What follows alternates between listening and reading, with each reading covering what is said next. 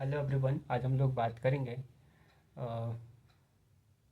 Fundamental principle managerial economics का topic 3, discounting principle. Discounting last class में हमने जो डिस्कशन किया था वो था हमारा अपॉर्चुनिटी कॉस्ट। अपॉर्चुनिटी कॉस्ट क्या था? नेक्स्ट बेस्ट अल्टरनेटिव जो कॉस्ट है जो हम लोग फॉरगन कर सकते हैं, फॉरगन कर देते हैं, वो हमारा अपॉर्चुनिटी कॉस्ट कहलाता है। ठीक है। अभी का जो अभी अभी का जो हमारा टॉपिक है वो है डिस्काउंटिंग प्रिंसिपल। डिस्काउंटिंग प्रिंसिपल यानी कि छूट का सिद्धांत। छूट का सिद्धांत क्या होता है? इसे हम लोग टाइम वैल्यू ऑफ मनी भी बोलते हैं। ओके, तो देखिए, a rupee of today is better than a rupee of tomorrow. आज का 1 रुपया बेहतर है भविष्य के 1 रुपये से। ठीक है ना? तो आज आपको कहीं से 100 रुपया मिलना है, ठीक है ना, और भविष्य में कहीं से आपको 100 रुपया मिलना है। दोनों में से किसकी वैल्यू ज़्यादा है? तो फ्रेंड्स, जो आज आपके पास जो 100 रुपया है ना, उसकी वैल्यू ज़्यादा है एज कम्पेयर टू भविष्य में जो आपको 100 रुपया मिलेगा। ये वैल्यू क्यों ज़्यादा है? क्योंकि देखिए, आज आपके पास जो एक सौ रुपया है, उसे उसका आप कहीं पे इन्वेस्ट करके उसका बेनिफिट ले सकते हो। बट भविष्य में जो आपको 100 रुपया मिलना है वो शायद आपको मिल भी सकता है, नहीं भी मिल सकता है, क्योंकि ये अनसर्टेन है। और उसके बाद क्या है कि भविष्य में आपका जो 100 रुपया मिलेगा, उसकी मतलब प्रेजेंट वैल्यू उस टाइम उतनी नहीं होगी जितनी आज है। ठीक है ना? तो ये ड्यू टू होता है इन्फ्लेशन, ड्यू टू बोल सकते हैं बोल सकते हैं अनसर्टेनिटी। ये सब फैक्टर है डिस्काउंटिंग प्रिंसिपल का। ठीक है। और हम लोग इसमें देखते हैं जैसे डिस्काउंटिंग प्रिंसिपल कैसे हेल्प करता है कोई भी एक डिसीजन लेने में। ठीक है। जैसे हमने जिस तरह हमने अपॉर्चुनिटी कॉस्ट का हमने देखा था कि अपॉर्चुनिटी कॉस्ट कैसे हेल्प करता है कोई भी डिसीजन लेने में, वैसे ही हम लोग देखते हैं कि डिस्काउंटिंग प्रिंसिपल कैसे हेल्प करता है कोई भी डिसीजन को हमें लेने में। तो सबसे पहले इसका पॉइंट आता है कि निवेश निर्णय लेने में सहायता।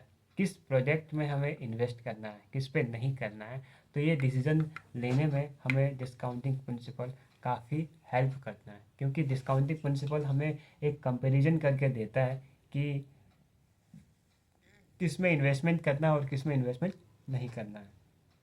इसमें क्या होता है कि धन के समय मूल्य पर ध्यान रखना होता है। यह सिद्धांत बताता है कि वर्तमान और भविष्य में धन का मूल्य समान नहीं होता। जैसे किसी भी प्रोजेक्ट का प्रेजेंट वैल्यू और फ्यूचर वैल्यू क्या सेम होगा? आज आपको 100 रुपये में कोई प्रोजेक्ट मिल रहा है, क्या 1 साल बाद वही प्रोजेक्ट आपको 100 रुपये में मिलेगा? जाहिर सी बात है फ्रेंड्स, नहीं मिलेगा। तो यही आपको डिसाइड करने में हेल्प करता है डिस्काउंटिंग प्रिंसिपल। ओके। उसके बाद है परियोजना का मूल्यांकन। कोई भी बिजनेस में अ, कोई भी डिसीजन होता है, ठीक है ना, तो डिसीजन का जो टूल होता है, कितना उसका नेट प्रेजेंट वैल्यू है, उसके बाद उसका कितना नेट, हम लोग बोल नेट प्रेजेंट वैल्यू और इंटरेस्ट रेट ऑफ रिटर्न, जैसा जो भी तकनीक है डिस्काउंटिंग प्रिंसिपल का यूज़ करके उसको फाइंड आउट करने में, उसका एक प्रोजेक्ट रिपोर्ट तैयार करने में मदद करता है। ठीक है। और उसके बाद संसाधनों का बेहतर आवंटन। जो भी हमारे पास रिसोर्सेस है, जो भी हमारे पास जो कैपिटल है, कैपिटल को किस तरीके से हम लोग एलोकेट करें, उसको उसके लिए हमें डिस्काउंटिंग प्रिंसिपल हेल्प करता है कि अगर सही जगह हमारा जो रिसोर्सेस है वो एलोकेट किया जाएगा, उससे क्या होगा कि हमें फ्यूचर में काफ़ी ज़्यादा रिटर्न्स मिलेंगे। ठीक है ना? जोखिम को ध्यान में रखना। डिस्काउंटिंग प्रिंसिपल में हमेशा ही जोखिम को कंसिडर किया जाता है, हमेशा जोखिम को भी एक फैक्टर में रखा जाता है। जिससे क्या होता है ना कि जो भी हमें निर्णय लेते हैं वो काफ़ी ज़्यादा सिक्योर होता है। ठीक है। उसको दीर्घकालीन योजना के लिए उपयोगी है। ये हमेशा लॉन्ग टर्म जो प्लानिंग है उसके लिए काफ़ी ज़्यादा बेनिफिशियल है डिस्काउंटिंग प्रिंसिपल, क्योंकि डिस्काउंटिंग प्रिंसिपल हमेशा फ्यूचर ओरिएंटेड होता है, ना कि प्रेजेंट ओरिएंटेड। ये हमेशा फ्यूचर को देखते हुए निर्णय लिया जाता है कि आज किसी प्रोजेक्ट का प्राइस कितना है, तो फ्यूचर में किसी प्रोजेक्ट का प्राइस कितना हो सकता है, वो उस एजम्पशन के बेसिस पे डिस्काउंटिंग प्रिंसिपल काम करता है। ठीक है ना?